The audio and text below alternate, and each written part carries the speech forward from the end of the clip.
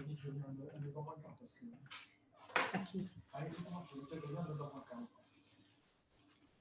Qu'est-ce qu'il a poussé?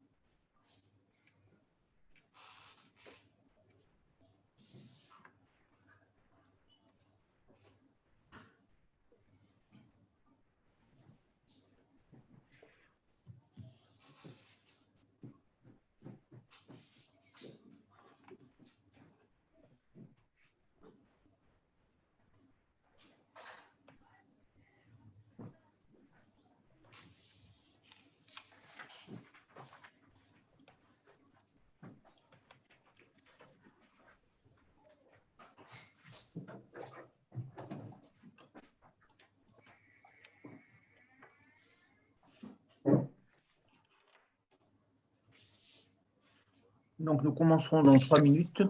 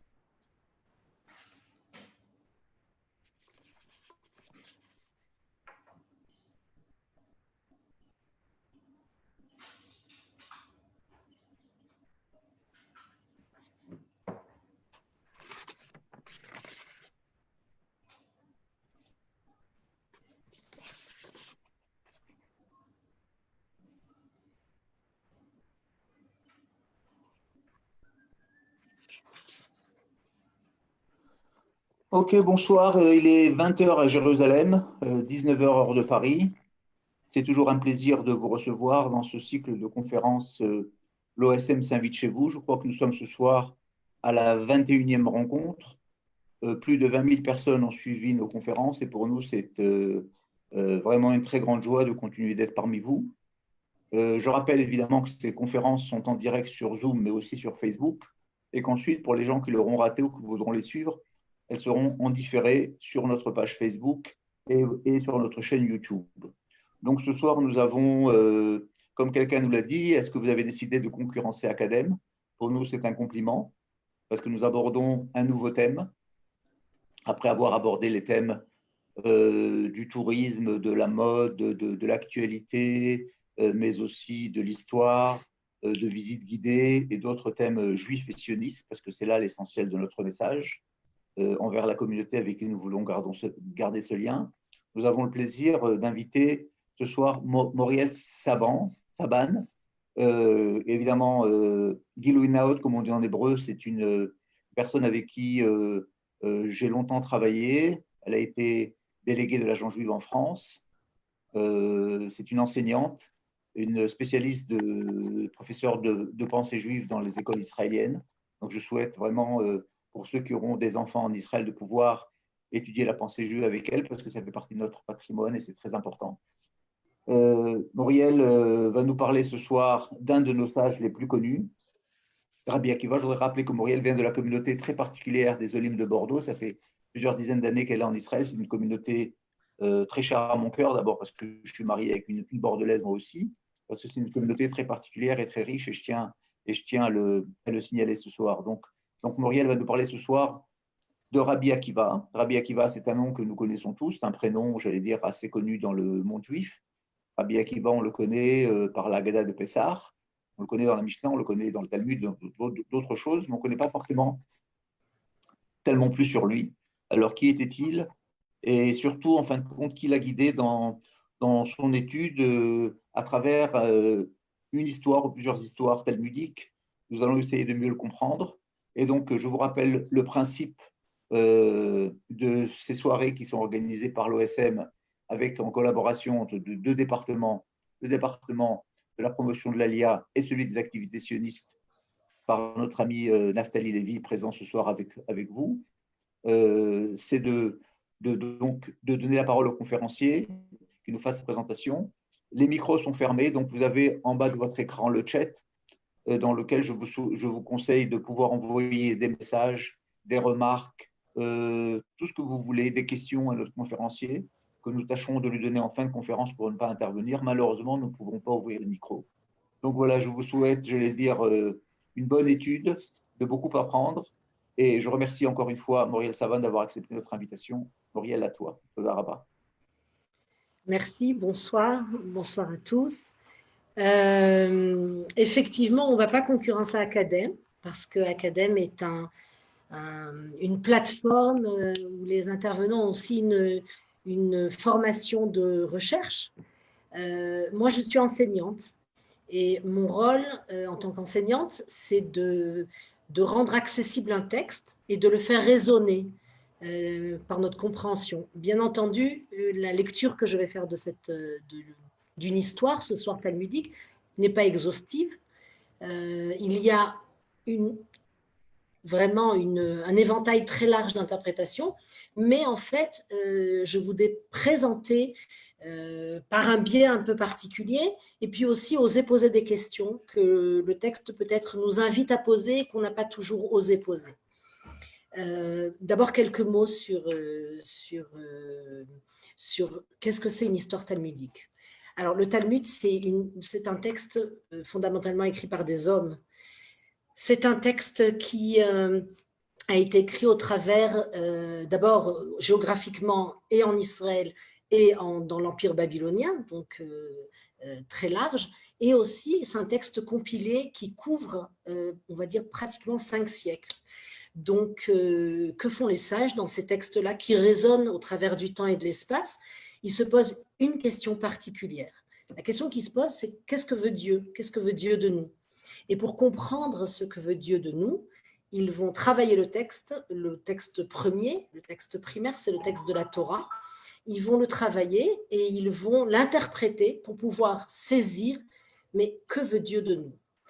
Et au travers de cette recherche fondamentale, va se greffer une recherche supplémentaire, qui serait peut-être une recherche un petit peu plus éthique, partant du principe que la Torah touche à la vie en général. Eh bien, les sages, donc les Chachamim, vont se poser la question du bon, du bien, de ce qui est des limites du possible, du sens. Et donc, en fait, ces textes-là vont être une compilation, une thèse à antithèse, une grande dissertation sur la vie. Et voilà, et donc ce texte-là va être truffé d'histoire, puisque chacun en vient de son interprétation, de son vécu, de son expérience.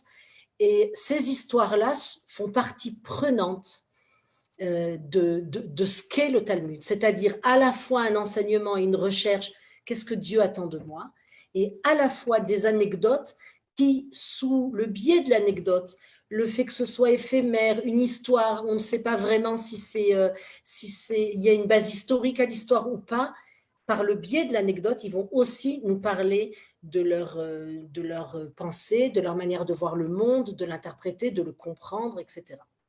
Alors, ces textes-là, le Talmud, il est construit de manière associative. Donc, il y a dans le Talmud des grands thèmes, bien sûr, les questions sont traitées par thème, le thème des sacrifices et le thème des fêtes et le thème des relations entre les hommes, etc., etc. Mais ce qui est intéressant, c'est qu'à l'intérieur de ce Talmud-là, il va y avoir des sauts du coq à l'âne.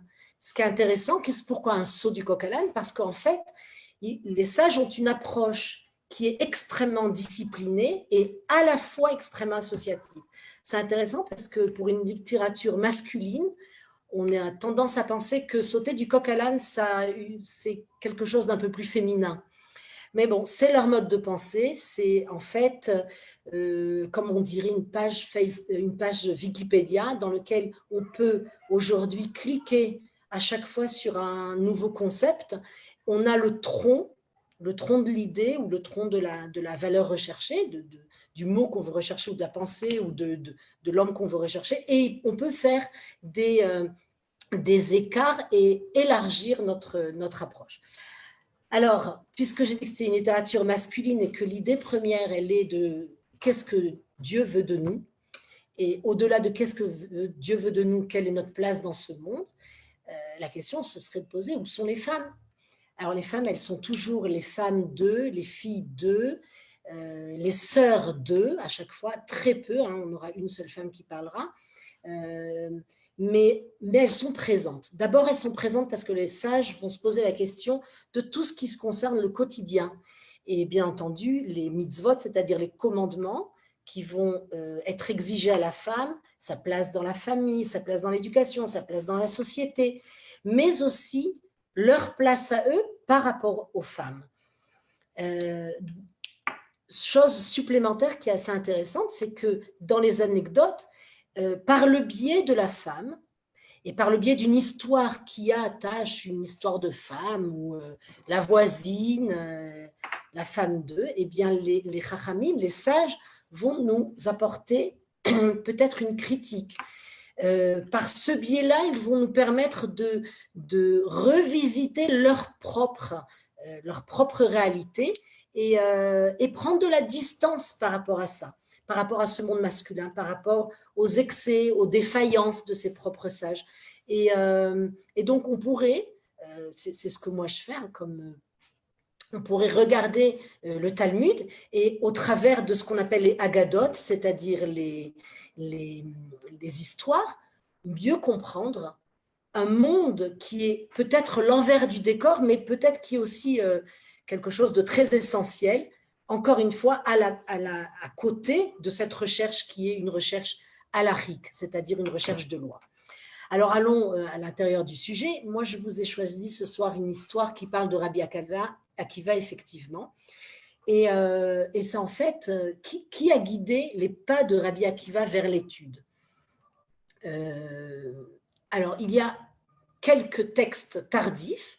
Le texte que je vous apporte, c'est une compilation un petit peu tardive qui prend plusieurs références dans le Talmud, mais on trouvera aussi dans ce qu'on appelle Pirkei de Rabbi Nathan d'autres histoires. Les histoires sont un petit peu, comment on dit, sont un petit peu imbriquées les uns des autres. Des fois, dans certaines histoires, la femme de Rabbi Kiva n'a pas de nom, elle s'appelle Alma, c'est-à-dire une jeune femme, et tardivement, on lui donnera le nom de Rachel. Il y a des raisons pour lesquelles peut-être elle s'appellerait Rachel, on ne va pas trop rentrer dedans, donc je vous invite déjà à partager cette histoire. Alors, je vous présente le texte, on va le lire ensemble.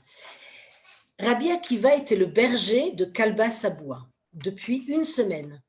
Rachel, la fille de Kalba Saboua, vit qu'il était humble et génial. Elle lui dit « Si je me marie avec toi, tu irais au Beth Midrash ?» Il lui répondit « Oui », et elle l'épousa en secret.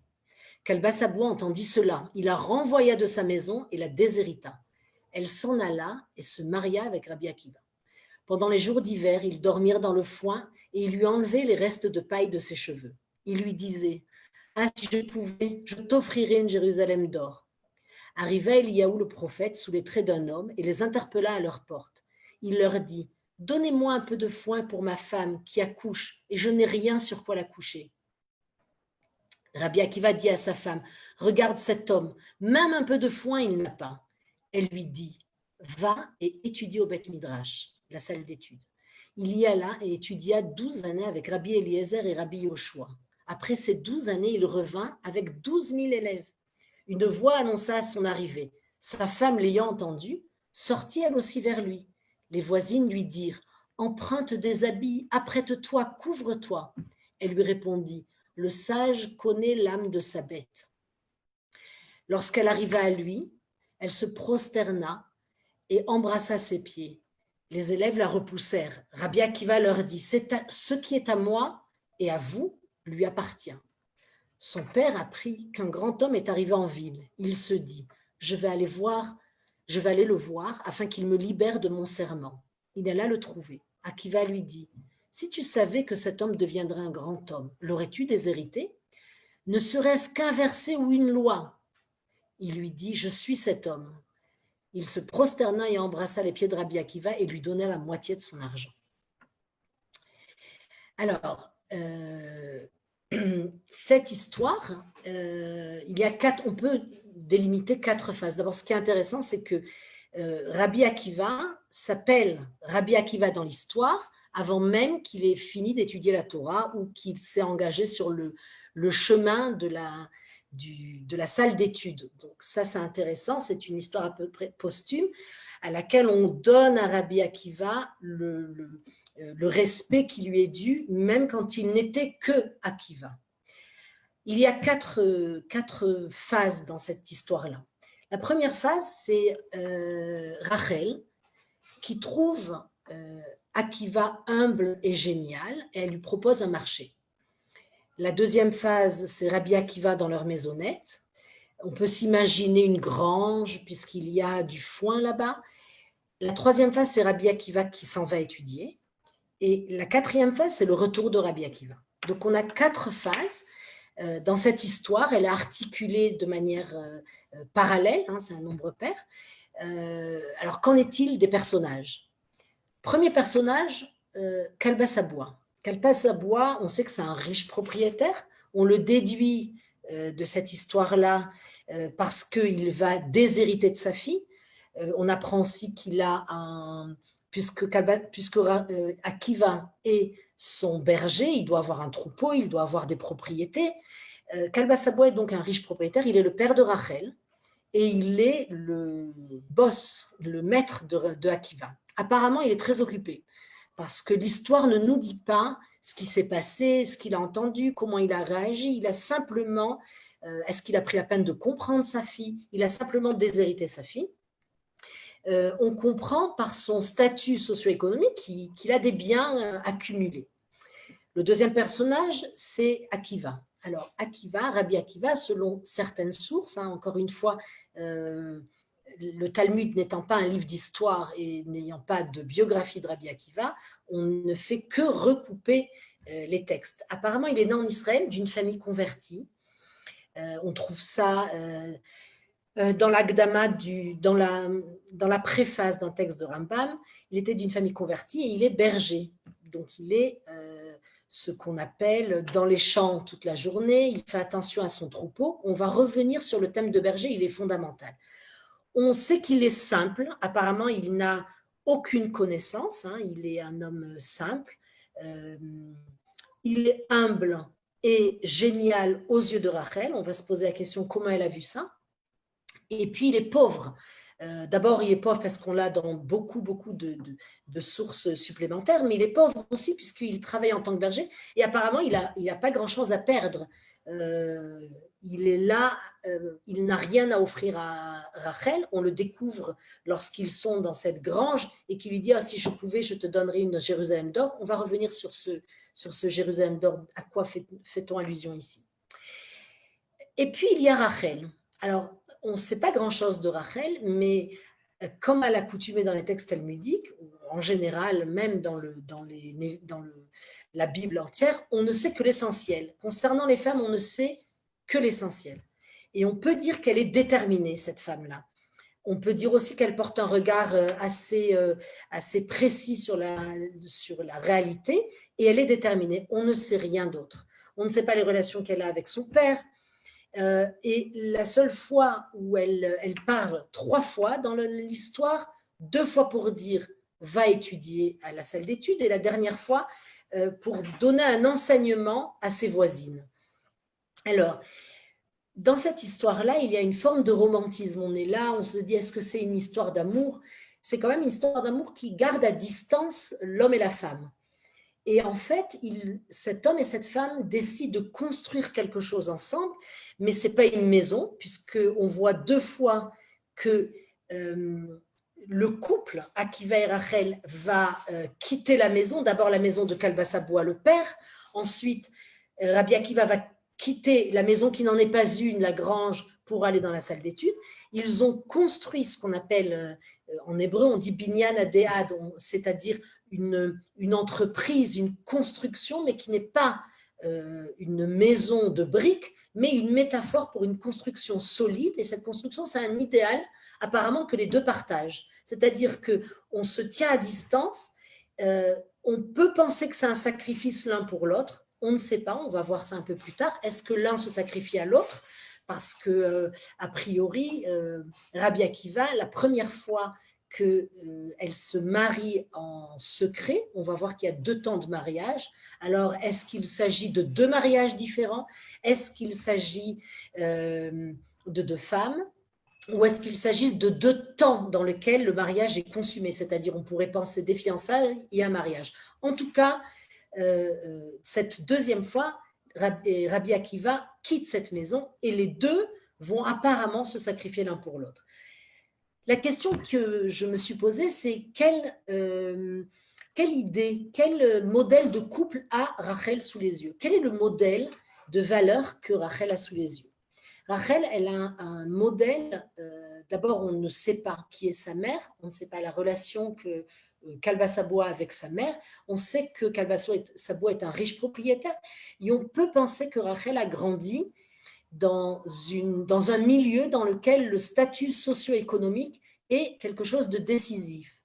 On peut même penser que lorsque Kalba Saboua déshérite Rachel, eh bien apparemment c'est parce que Rachel, tu ne vas pas nous amener un berger. Nous sommes dans un statut socio-économique, d'abord c'est une riche famille de Jérusalem, Mapitom, comment ça se fait que tu nous amènes un berger? C'est pas possible. Le statut est ce qui est important. Et ce qui est intéressant, c'est que Rachel, elle, ne voit pas le statut, elle va voir au-delà. Que voit-elle? Que Akiva est humble et génial. Ok. Maintenant, ce qui est intéressant, c'est que l'idée de est-ce que la richesse, ce sont les biens accumulés et est-ce que ces biens-là sont des biens matériaux, cette question, elle traverse toute l'histoire.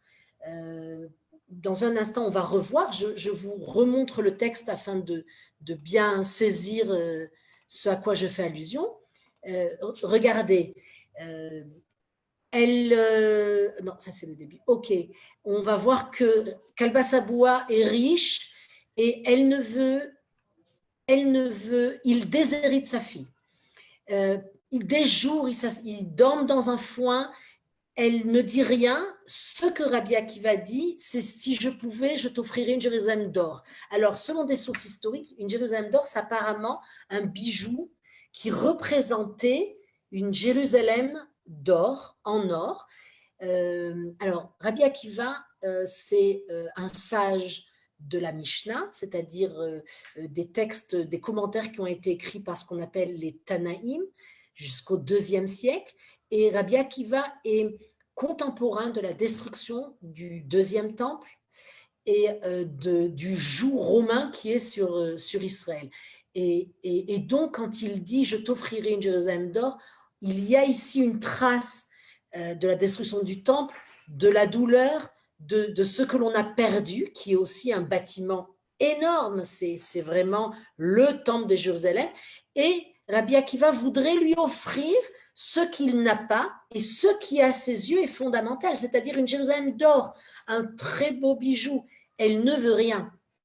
Quand on continue l'histoire, on voit aussi que les voisines n'ont pas compris non plus, parce que les voisines lui disent « emprunte des habits, apprête-toi, couvre-toi ». Là aussi, comme Rabbi Akiva, comme Kalba Saboua, la première partie de l'histoire, comme Rabbi Akiva à la suite, les voisines ne comprennent pas comment l'habit ne fait pas le moine. L'habit fait le moine pour les voisines. Et du coup, elle doit emprunter des habits, se couvrir. Il y a encore ici une reconnaissance du bien matériel comme critère de statut dans la société.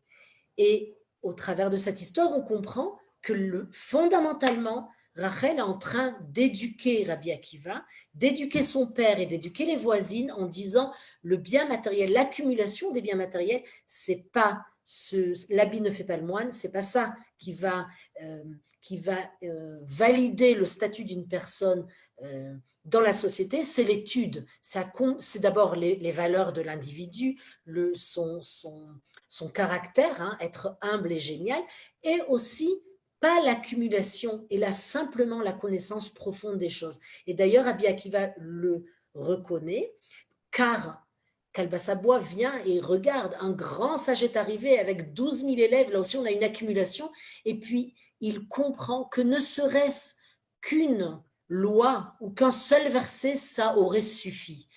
Cet enseignement est un enseignement fondamental pour Rachel. Donc, Rachel dit et pense, je ne mise pas sur un homme qui serait du statut socio-économique de ma famille, de mon père ou de ces riches juifs qui habitent en ce moment en Israël, c'est-à-dire à l'époque, on va dire au IIe siècle, fin du 1er siècle, début du 2e siècle, qui apparemment ont un statut socio-économique. Je veux quelque chose d'autre. Elle va miser sur Akiva, qui lui paraît humble et génial, pour le rendre Rabbi Akiva. Et elle va être, par ce biais-là, elle va le pousser à l'étude. Alors, ce qui est intéressant, c'est qui serait Rabbi Akiva sans sa femme? Quel rôle Rachel, donc, a-t-elle joué dans la vie de Rabbi Akiva pour que Rabbi Akiva ou que Akiva devienne ce Rabbi Akiva et marche sur son propre chemin, le chemin de sa vie. Ce qui est intéressant, c'est de comprendre qu'une des révolutions des sages de la Mishnah, des Tanaïm, et puis ensuite ce qu'on va dire de Chazal en général, c'est-à-dire Chazal, c'est Chachamim Zichronam Livracha, c'est-à-dire les sages que leur mémoire soit bénie. Une des révolutions des sages, c'est l'interprétation. Mais c'est surtout de dire, face aux Sadducéens, à l'époque du deuxième temps, qui avaient leur statut par l'héritage de leur sacerdoce, eh bien les sages de la Mishnah et du Talmud vont acquérir leur statut par la force de l'étude. Et là, on bascule dans une société qui va s'élaborer, dans lequel ceux qui étudient, ceux qui savent, ceux qui prennent des positions sans aucun rapport avec le lieu de leur naissance, et l'histoire va chercher un Rabbi Akiva qui est un converti, Et on va voir que toute cette histoire-là se passe après 40 ans, c'est-à-dire jusqu'à 40 ans, Rabbi Akiva ne savait rien. Dans le Talmud, on va même trouver une histoire dans laquelle on dit que Rabbi Akiva lui-même, il dit sur lui-même qu'il était bourg ve'amaretz, qu'il était vide et un homme de la terre. On peut considérer l'expression un homme de la terre comme un homme de la terre, c'est-à-dire je suis un berger, je travaille la terre, je suis proche de la terre, mais quelque chose aussi comme très primaire, quelque chose qui n'a pas été travaillé, qui n'est pas cultivé au sens de la culture. Donc, il est juste ça. Et de loin, de cette distance-là, il va devenir un des maîtres du Talmud, de la Mishnah et du Talmud. Et donc, ce chemin parcouru est le chemin du mérite et de l'étude. Alors, je vous ai dit que Rabbi Akiva n'était pas un friand d'études, donc peut-être que Rachel, elle le savait, elle lui propose un deal, comme on dit. Elle lui propose un marché. Si je me marie avec toi, est-ce que tu iras étudier? Ces marchés-là, ce genre de marché, on l'a encore avec Resh Lakish et Rabbi Yochanan. Il y a quelque chose qui fait qu'il faut, au début, un facteur déclenchant. Le facteur déclenchant, c'est le regard que porte Akiva sur Rachel, qui peut être une belle femme, et il se dit, pourquoi pas? Je ne sais pas, je ne connais rien, je n'y connais rien. Écoute, je vais aller étudier. Ok, je me marie avec toi, je vais étudier. On peut même comprendre que Rachel s'est engagée, elle maintient son engagement, mais de son côté, Akiva ne le fait pas, puisqu'ils ont un laps de temps dans lequel ils habitent dans une grange.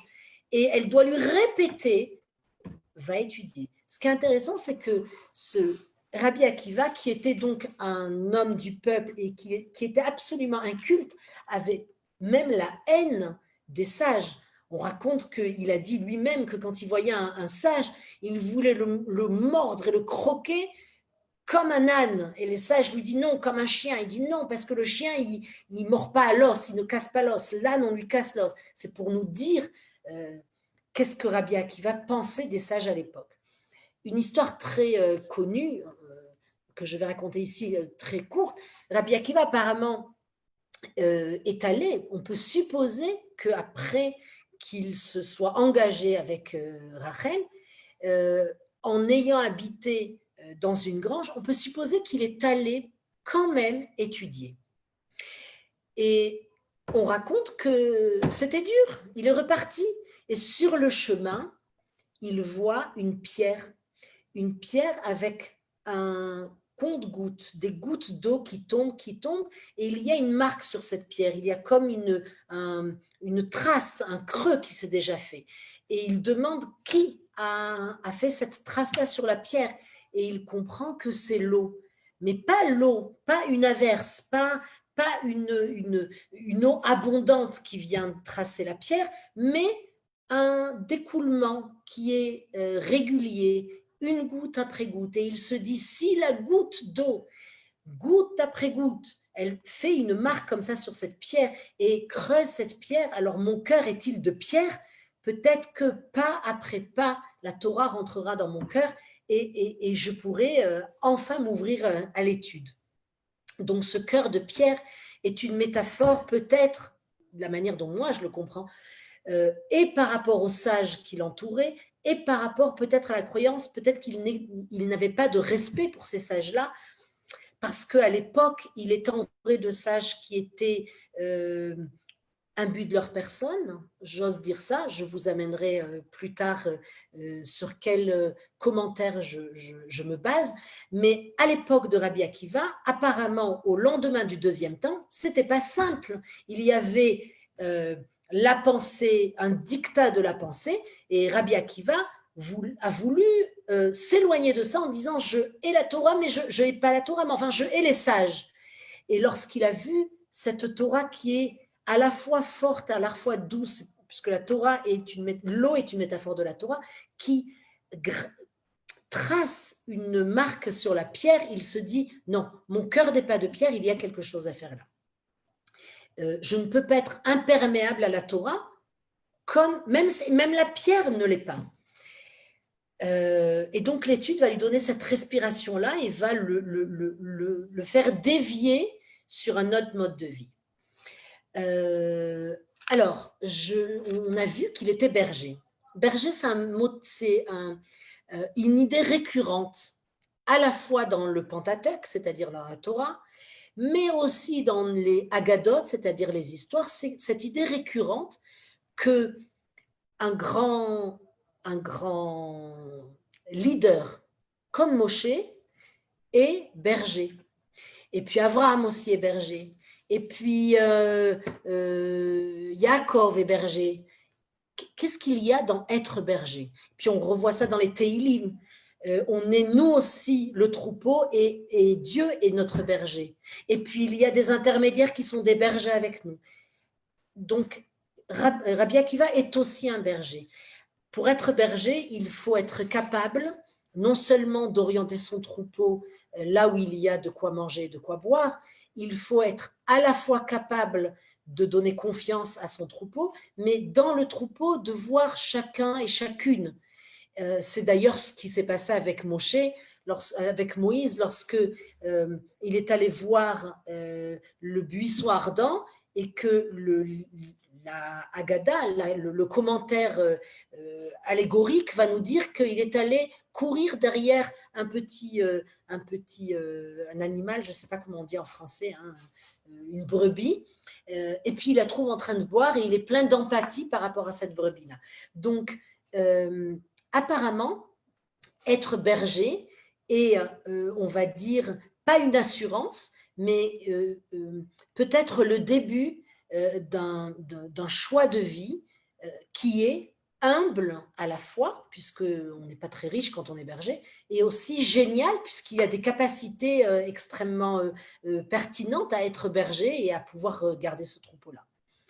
Et Rachel mise sur Rabbi Akiva parce qu'elle se dit, si cet individu-là a la patience et l'humilité qui est exigée à un berger, alors il y a quelque chose dans Rabbi Akiva qui va pouvoir l'aider à aller sur le chemin de la Torah. Le facteur déclenchant dans la vie de Rabbi Akiva, c'est Eliyahu, c'est-à-dire cet homme-là qui vient et dont l'histoire va nous dire que c'est Eliyahu le prophète qui est déguisé en homme. Alors cet Eliyahu aussi, hein, il arrive toujours à pic, toujours sur la forme d'un homme, et c'est toujours ce facteur-là déclenchant. Et donc Eliyahu va aider Rachel à faire comprendre à Rabbi Akiva le vrai message. Quand il dit « je n'ai rien, ne serait-ce que du foin pour coucher ma femme qui doit accoucher », Eliyahu fait comprendre à Rabbi Akiva encore une fois que la richesse ne se place pas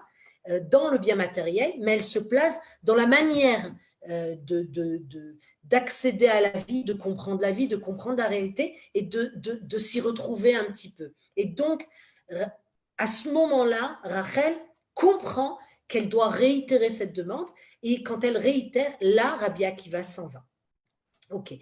Est-ce que Rabbi Akiva s'en va pour simplement faire plaisir à sa femme? C'est peut-être vrai. Est-ce qu'il y a un sacrifice? Peut-être dit-il, bon allez, j'y vais. Ce que je voudrais dire, d'abord aussi en tant qu'enseignante, c'est que la première lettre qu'un enfant apprend quand il ne sait rien, eh bien, c'est peut-être pas sous la menace, mais quand même sous l'obligation. Il y a d'abord une obligation extérieure à l'homme, à l'enfant de 6 ans, 7 ans, peu importe, dans laquelle on le met devant l'exigence de l'étude. Mais bien entendu, c'est comme, je pense à des gens qui diront « Ah non, moi je n'éduque pas, je ne dis rien à mes enfants » ou je ne les force à rien, hein, le mot « forcer » bien entendu, entre guillemets, ils choisiront quand ils seront grands. Mais on ne peut pas choisir quand on est grand, quand on ne sait rien. J'explique toujours à mes élèves, avant de savoir quoi manger dans un restaurant, il faut ouvrir le menu. Donc, ouvrir le menu, c'est ce qu'on dirait en hébreu, s'il y a des gens qui parlent hébreu et qui m'écoutent, le echar, le maaseh echechi pour commencer, c'est-à-dire l'acte qui fait qu'on a poussé quelqu'un à l'étude. Donc oui, on peut dire D'ailleurs, Rabbi Akiva va avec son fils. Dans d'autres histoires, il n'a pas de fils. On peut dire que l'alphabet, la première lettre, peut-être même la deuxième, Rabbi Akiva ne l'a pas faite de son propre chef. Il a fait pour faire plaisir à sa femme, il s'est sacrifié comme Rachel qui s'est sacrifiée, mais le reste est son propre mérite à lui. C'est la preuve même de ce que les sages veulent nous faire passer. On acquiert un statut dans la société à la force de sa réflexion et de son étude. Ok, c'est ça. Et pas comme Kalba Sabois qui a hérité d'une richesse et pas de statut socio-économique. C'est pas ça qui est fondamental.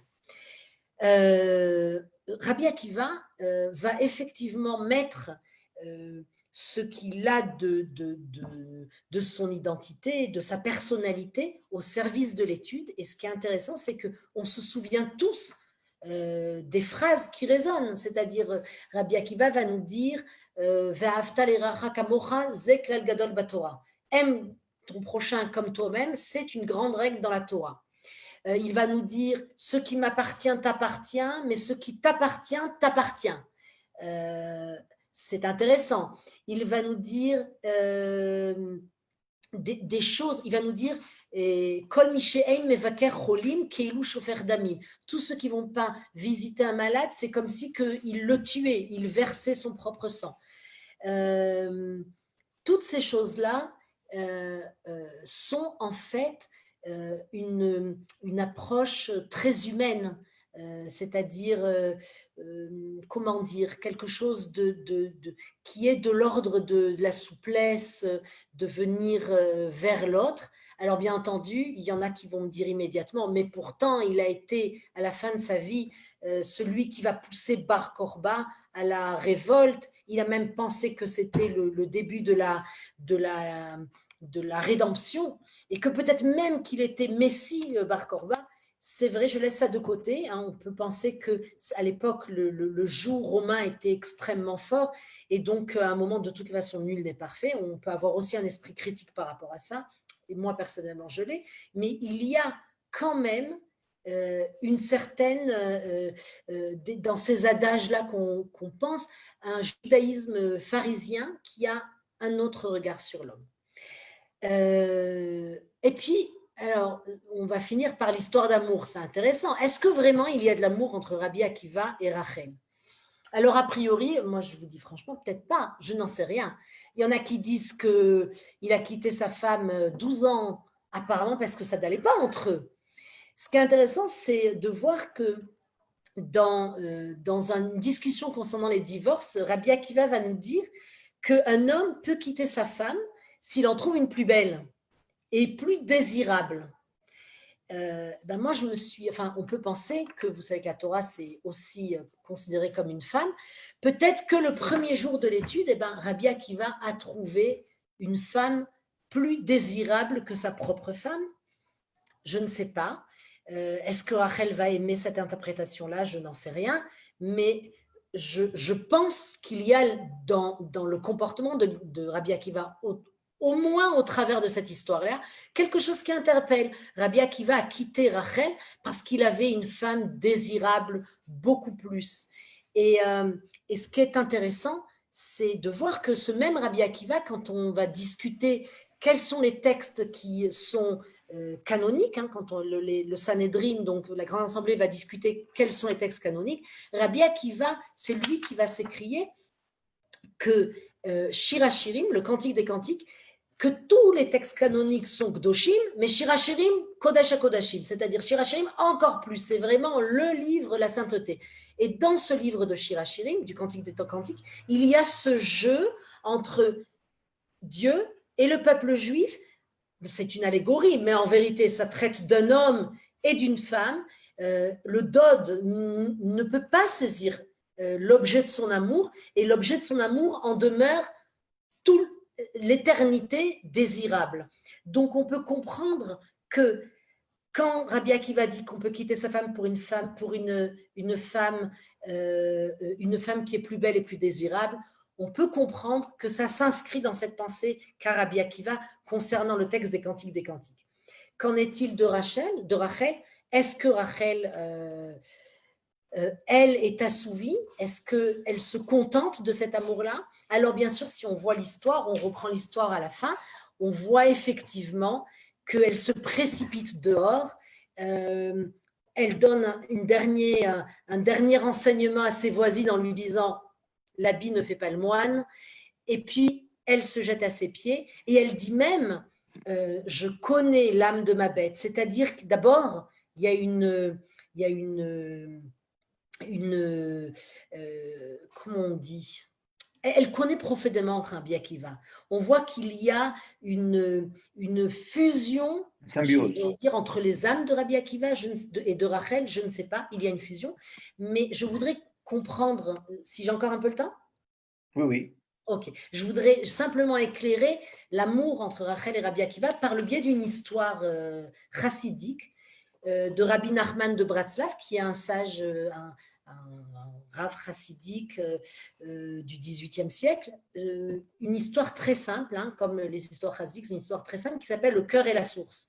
Alors, c'est écrit très allégoriquement, mais ce qui est intéressant, c'est que Rabbi Nachman de Bratslav nous présente un monde dans lequel il y aurait un cœur qui vit et qui vibre d'un côté du monde, sur une montagne, et au-delà de la vallée, de l'autre côté de la montagne, une source.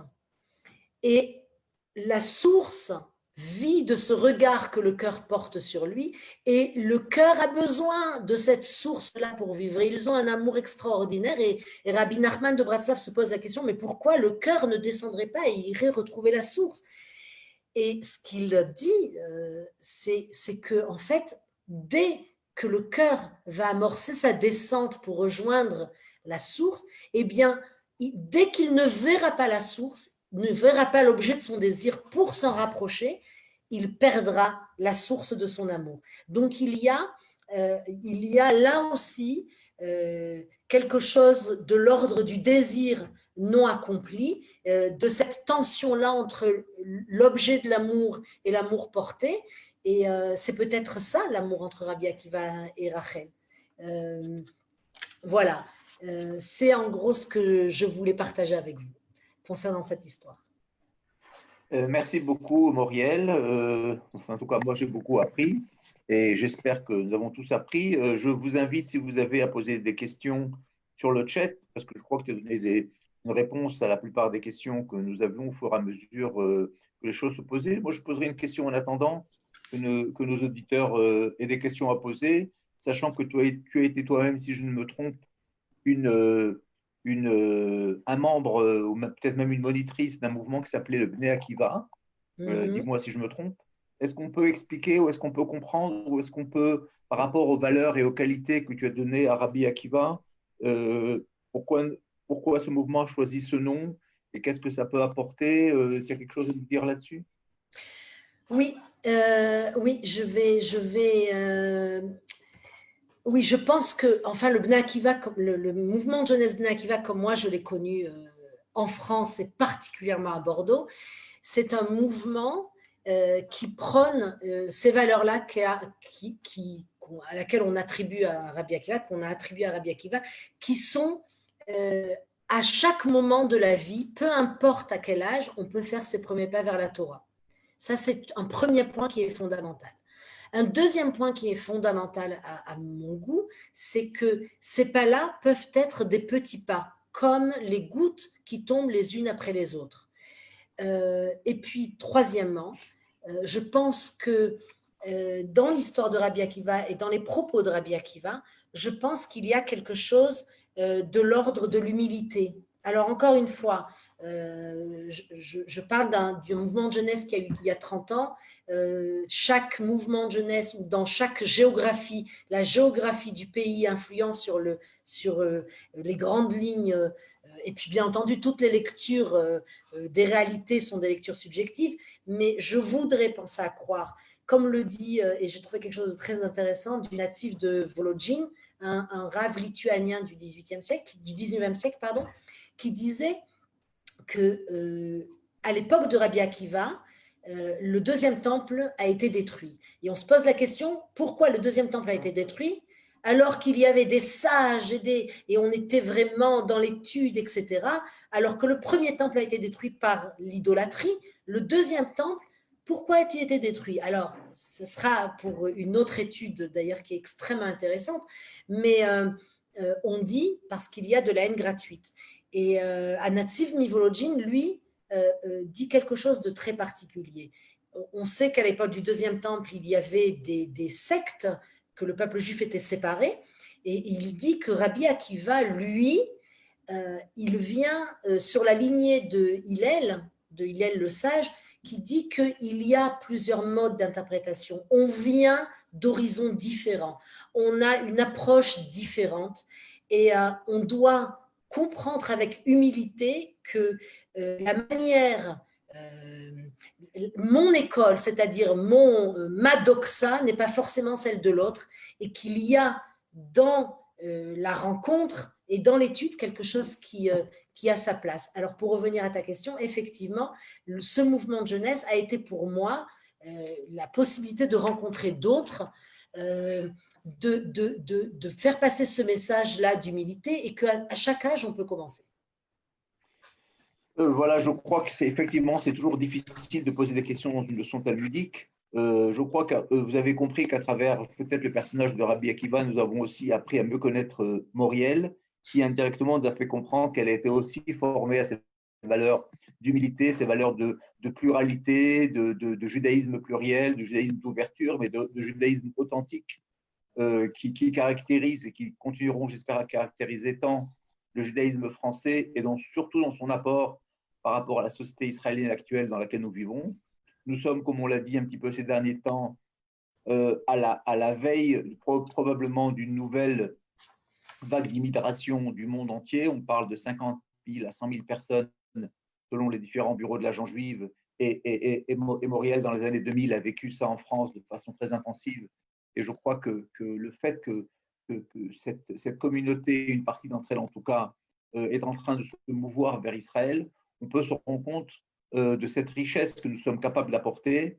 En dehors de la richesse économique ou de la richesse démographique, j'allais dire, on a aussi une richesse culturelle, une richesse de pensée. Je crois qu'on l'a entendu à travers une Ola de France, qui a fait son chemin dans l'enseignement. Je crois que c'est le plus beau des métiers, on n'arrête pas de le dire, même s'il n'est pas suffisamment valorisé, de pouvoir être de ceux qui enseignent à la jeune génération israélienne les valeurs du judaïsme, et de ce judaïsme riche, plein d'humilité et plein d'ouverture. Je crois que c'est une belle leçon que nous avons à apprendre et à donner. Je remercie encore les organisateurs, les participants, et j'espère vous retrouver dès la fin de semaine, Yasmine, pour une prochaine conférence. Oui, mercredi soir, avec Arnaud Sayeg. Sur un sujet beaucoup plus terre à terre, sur le monde de l'immobilier en Israël. Oui. Merci beaucoup. Tout le monde vous dit bravo, Moriel, et merci pour cette belle rencontre. Et Merci. Reftov et Koulam. Bonsoir. Bye, Moriel, Toda. Bye bye.